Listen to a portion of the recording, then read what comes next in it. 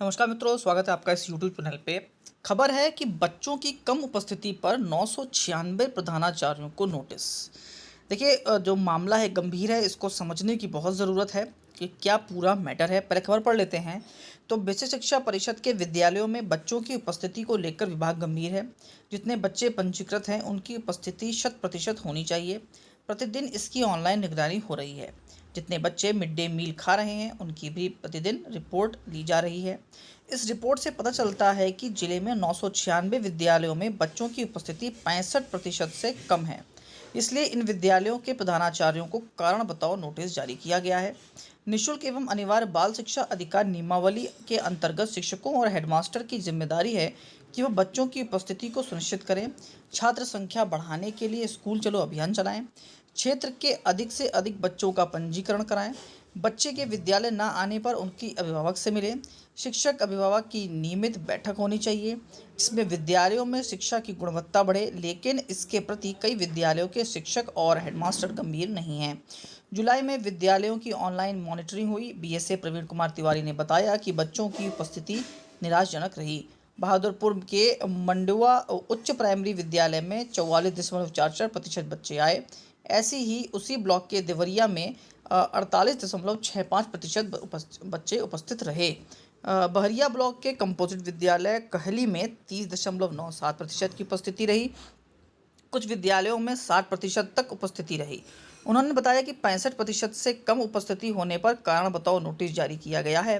प्रधानाचार्यों को निर्देशित किया गया है कि बच्चों की उपस्थिति 100% होनी चाहिए। अब देखिए, सबसे पहली बात तो एक बहुत बड़ी समस्या है उत्तर प्रदेश बेसिक शिक्षा परिषद में। वहाँ पर कार्यों को कराने के तरीकों में बड़ा अंतर है। देखिए, सबसे पहली बात तो 100% मतलब 100% अटेंडेंस।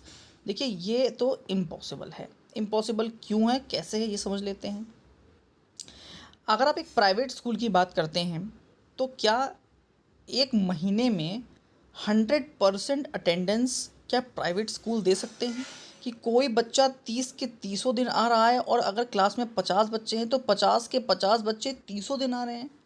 ये शायद 1 महीने के लिए हो सकता है, 2 महीने के लिए हो सकता है, लेकिन क्या ये लगातार हो सकता है? ये इम्पॉसिबल है। क्या बच्चे बीमार नहीं पड़ेंगे? क्या कभी उनके घर पे कोई कार्यक्रम नहीं होंगे?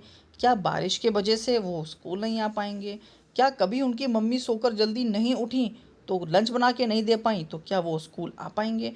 क्या पता उनके पापा किसी काम से बाहर गए हैं तो वो विद्यालय तक कैसे पहुँचे, क्योंकि पापा छोड़ने जाते तो क्या विद्यालय वो आ पाएंगे? इस प्रकार की तमाम समस्याएं हैं और ये बताने की ज़रूरत नहीं है, क्योंकि सुनने वाले श्रोता भी या तो माँ बाप होंगे या तो बच्चे रहे होंगे। सभी लोग बच्चे थे तभी माँ बाप बन रहे हैं ना। वो स्तर, वो जो जगह थी वो सबने पास की है और वो सब लोग जानते हैं कि क्या 100% अटेंडेंस आपने स्वयं कभी अपनी क्लास में दी है। तो ये तो पहली बात इम्पॉसिबल है कि 100% अटेंडेंस लाना पॉसिबल नहीं है। दूसरी बात करते हैं। देखिए, अब प्राइवेट स्कूल को और बेसिक के स्कूलों को जब कंपेयर किया जाता है ना, तो आप ऐसी बात कर देते हैं कि हाथी और चींटी की लड़ाई कराना। बहुत ज़मीन आसमान का अंतर है। प्राइवेट स्कूल के बच्चों के माँ बाप अच्छा खासा कमाते हैं, उनको खेत में नहीं जाना होता, लेकिन बेसिक में जस्ट अपोजिट है, उल्टा है। यहाँ बच्चे अति गरीब घर के हैं। यहाँ पर जो जंग है वो इस चीज़ की नहीं है कि मेरे घर में 50 इंच का टीवी है, मेरे घर में इतने लाख की गाड़ी खड़ी है, बगल वाले दोस्त के पास ज्योमेट्री बॉक्स पे शाहरुख खान बना है और बगल वाला कह रहा है कि मेरे ज्योमेट्री बॉक्स पे टॉम क्रूज़ बना हुआ है। इस बात की लड़ाई नहीं है। इस बात की लड़ाई नहीं है कि ये आज 800 वाला बैग लेके आया है, मेरे पास 1000 रुपये का बैग है। इस बात की लड़ाई नहीं है कि तुमने रिबॉक के जूते पहने हैं और मैंने बाटा के जूते पहने हैं। और इस बात की भी लड़ाई नहीं है कि आज लंच में मैं 4 सब्जी 2 रोटी सलाद लेके आया हूँ और तुम केवल और केवल रोटी और नमक लेके आए हो। इस बात की लड़ाई वहाँ नहीं है, लेकिन बेसिक में इन्हीं चीज़ों की लड़ाई है। वहाँ पर लोग टीवी, फ्रिज, कार, बैग, जूता, मोज़ा इसके लिए नहीं लड़ रहे हैं। वहाँ लड़ाई सीधे सीधे खाने की है। उनको ये भी नहीं पता है कि आज रात में हम क्या खाने वाले हैं, क्योंकि माँ बाप आज कमाने निकले हैं। जितना कमाएंगे उसी हिसाब से रात में खाएंगे। इस बात की लड़ाई है बेसिक शिक्षा परिषद के बच्चों में, उनके अभिभावकों में। तो वहाँ पर 100% अटेंडेंस लाना इम्पॉसिबल है। दूसरा, आप जानते हैं ये समय है किस चीज़ का? खेती का। इस वक्त 90%, 100% इसलिए नहीं कह सकते क्योंकि गांव में भी 10% मजदूर होता है जो गारा मिट्टी और सीमेंट वाला काम करता है, लेकिन 90% नहीं तो 70% ऐसे घर परिवार हैं जो खेती में लगे हैं। धान लग रहा है। धान लगने का कार्यक्रम शायद आप शहर के लोग अगर होंगे तो जानते भी नहीं होंगे। मैं भी नहीं जानता था, लेकिन जब मैं वहाँ पहुँचा हूँ, मैंने उस स्तर पे लोगों को काम करते हुए देखा है। तो एक खेत पे करीब करीब 10-10, 12-12, 15-15 लोग लगते हैं और सुबह से लेकर शाम तक कहीं जाके जितना भी बीघा खेत होता है उसमें लग पाता है। कई बार ऐसा होता है कि वो लोग को ढूंढने गए लेकिन लोग भी नहीं मिले, पैसा देने को तैयार हैं लेकिन लोग नहीं मिल रहे हैं। तो ये जो धान लगाई का जो पूरा कार्यक्रम है, तो पहले खेत को जोतना, उसमें पानी भर के रखना, उसके बाद पेड़ लगाना और क्या क्या चीज़ें हैं, ये करीब करीब एक हफ्ते का कार्यक्रम जाके बन जाता है। और इतना थकने के बाद माँ बाप की स्थिति ये होती है वो घर जाके केवल सोते हैं। तो क्या बच्चे को वो सुबह उठा के तैयार कर पाएंगे? बिल्कुल भी नहीं। जब माँ बाप खेत पे जाते हैं तो क्या होता है, उनके बच्चे उनके लिए खाना बांध कर खेत में लेके जाते हैं। आप लोग को नहीं पता होगा इस बारे में। जब पूरा घर पूरा परिवार खेत में लगा है तो कोई एक व्यक्ति घर पे होता है जो खाना बनाता है, और बच्चों का काम ये होता है कि वो जो लंच पैक होगा वो ले जाकर खेत में अपने माँ बाप को देकर आते हैं, क्योंकि खाना तो आदमी खाएगा ही, मशीन तो है नहीं, और मशीन भी होगा तो पेट्रोल तो डालना ही पड़ता है ना मशीन में भी। तो वो बच्चा जिस दिन लंच लेके जाएगा तो क्या वो विद्यालय आने वाला है? नहीं आने वाला। तो जब भी धान लगाई होगी, जब भी गेहूँ कटाई होगी, जब भी गेहूँ की लगाई होगी, जब भी फसलों की बात होगी, जब भी महुआ बीनने की बात होगी, ये ऐसे समय हैं जब गांव में अत्यंत काम चालू होता है। सारा सारा गांव पूरा आपको खेतों में मिलेगा। बच्चे हो, बूढ़े हो, जवान हो, जिसकी जो दम होती है वो अपना कार्य कर रहा होता है ताकि जो खेत पे काम हो वो अच्छे से हो सके। उस दौरान आप उम्मीद करते हैं कि क्या बच्चे वाकई में स्कूल आएंगे? बिल्कुल भी नहीं आएंगे। लेकिन अगर ऐसी उम्मीद रखी जाए कि इन पीक टाइम पर, इन पीक समय पर भी बच्चों की अटेंडेंस 100% हो जाए, तो पॉसिबल ही नहीं है। अटेंडेंस इस दौरान गिरती ही है, ये सत्यता है, और ये बेसिक का सबसे कटु सत्य मान लीजिए, और चाहे ये बेसिक की बेसिक बात मान लीजिए। क्योंकि जो चीज़ें खेत से जुड़ी हैं तो वो खेत के हिसाब से चलेंगी।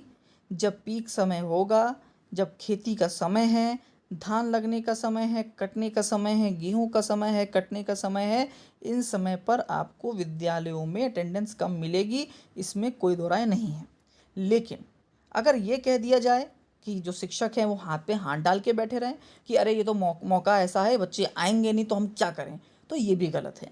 आपका प्रयास होना चाहिए कि जो बच्चे नहीं आ रहे हैं उन तक रीच बढ़ाइए, उन तक पहुंचिए, माँ बाप को समझाएं कि चलो ठीक है, 1-2 दिन 4 दिन जो आपका काम हो गया है उसके बाद बच्चों को ज़रूर भेजिए। क्योंकि बच्चे जब 2-4 दिन नहीं आते तो उनका ढर्रा बन जाता है, वो घर पे रहना शुरू कर देते हैं, फिर लगातार कम से कम 10-15 दिन वो नहीं आते, उन्हें खींच के लाना पड़ता है। तो ये काम शिक्षक का है कि उस वक्त प्रयास करें कि माँ बाप को समझाएं कि भाई अगर आप बच्चे को खेत ले जाओगे तो समस्या है, इससे अच्छा एक काम करो कि भाई किसी प्रकार से मैनेज करो और बच्चे को स्कूल भेज दो, कम से कम आधे दिन के लिए ही भेज दो, उसके बाद चलो छोड़ देंगे। किसी न किसी प्रकार से बच्चों को या माँ बाप को समझाकर विद्यालय में बच्चों को लाना ये शिक्षकों का कार्य है, और ये ही उनका कर्तव्य भी है, और ये दायित्व भी बनता है कि बच्चों तक शिक्षा पहुँचे। अगर वो 10 दिन नहीं आएगा तो बच्चा निपुण नहीं हो सकता, क्योंकि 10 दिन का मतलब वो 2 महीने पीछे चला गया। क्योंकि बच्चे घर पे जाते हैं तो लाइट नहीं होती बच्चों के पास काम करने के लिए, ये बच्चों की बहुत बड़ी समस्या है। अगर आप बेसिक को देखेंगे बहुत बड़ी समस्याएं हैं। बच्चों को जब आप काम देते हैं तो वो कहते हैं सर जी घर जाते हैं, बकरी चराते हैं, शाम तक लौट के आते हो तो लाइट चली जाती है, हम काम नहीं कर पाते हैं। ये कटु सत्य है, इसको मानना पड़ेगा। ये समस्याएं हैं, ये समस्याएं नहीं, ये कार्यशैली है बेसिक की। क्योंकि वो गरीब बच्चे हैं, गरीब घरों से आते हैं, वहाँ बिजली का कनेक्शन नहीं है, वहाँ इन्वर्टर नहीं है, वो लोग इसी प्रकार से घर काट रहे हैं, अपना जीवन काट रहे हैं, और बहुत बारिश हो गई तो घर भी गिर गया है तो वो भी 4 दिन नहीं आएगा। इन सभी समस्याओं के साथ 100% अटेंडेंस लाना बहुत कठिन कार्य है। उम्मीद है सरकार और अधिकारियों को थोड़ा-सा एक मानवता रखनी चाहिए इन चीज़ों पर। कुछ समय ऐसे हैं जब कठिन होता है समय, तो शिक्षकों को नोटिस जारी करने से क्या है भाई, शिक्षक क्या कर लेगा आप बताइए? क्या कर लेगा शिक्षक? क्या वो खेत में जाकर काम करने लग जाएगा? क्या करेगा वो? क्या बच्चों को ज़बरदस्ती खींच के ले आएगा? क्या उसके माँ-बाप को कहेगा भैया तुम दिन में खाना मत खाओ? बहुत समस्याएँ हैं। इनका निराकरण करने के लिए कोई नीति होनी चाहिए। केवल नोटिस जारी कर देने से कुछ नहीं होगा। ज़्यादा से ज़्यादा आप टीचरों का वेतन काट लेंगे, आप उनका इंक्रीमेंट रोक लेंगे, हो सकता है आप उनको प्रमोशन ना दें। इस प्रकार से करके आप उनको ज़रूर आप परेशान कर सकते हैं, लेकिन कभी इसका हल नहीं निकलेगा। उम्मीद है इस पे हल निकले, कोई परेशान ना हो, किसी की समस्याएँ जो हैं वो खड़ी ना हो, चाहे वो बच्चा हो, चाहे वो अभिभावक हो और चाहे वो शिक्षक हो। लास्ट तक वीडियो देखने के लिए बहुत-बहुत धन्यवाद। अगर आपको कुछ कहना हो तो ज़रूर कहिएगा।